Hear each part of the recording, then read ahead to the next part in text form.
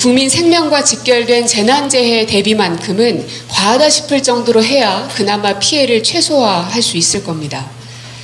국가의 안보도 마찬가지입니다.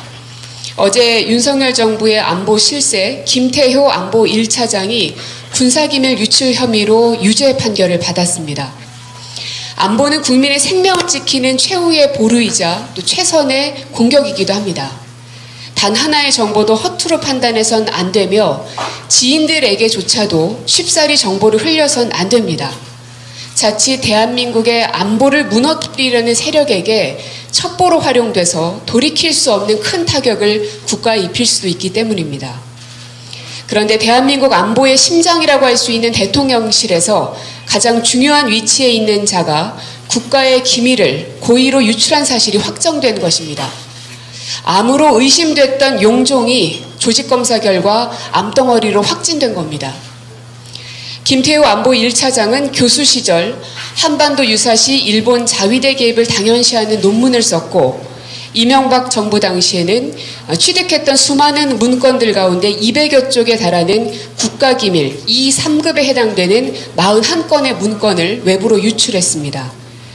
또 윤석열 대통령의 유엔 총회 순방 당시 정상회담이 확정되지 않았음에도 불구하고 한일 한미 회담이 확정된 것처럼 발표해서 국제적 망신을 사게 한 대참사의 장본인입니다.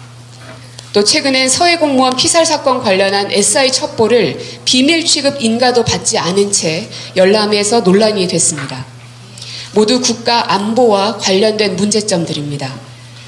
초기에 발견된 암은 우리의 높은 의료 수준이면 충분히 필요할 수 있습니다. 하지만 안이한 생각으로 대충 넘어가면 결국 암덩어리는 온몸으로 퍼져 모든 장기를 망가뜨립니다. 불길은 순식간입니다. 작은 불씨가 화마가 돼서 많은 이들을 고통에 빠뜨립니다. 이곳 매천시장을 위해서 정부는 빠른 영업재개와 피해 복구에 최선을 다해야 할 겁니다. 국가의 안보 또한 다르지 않습니다. 이대로 방치하면 윤 대통령은 국가 안보 위기를 방조한 것이며 국가 안보를 지켜야 할 대통령의 임무를 직무유기한 셈입니다. 지금이라도 김태효 안보 1차장을 경질하고 외교 안보 라인을 새롭게 구성해야 합니다.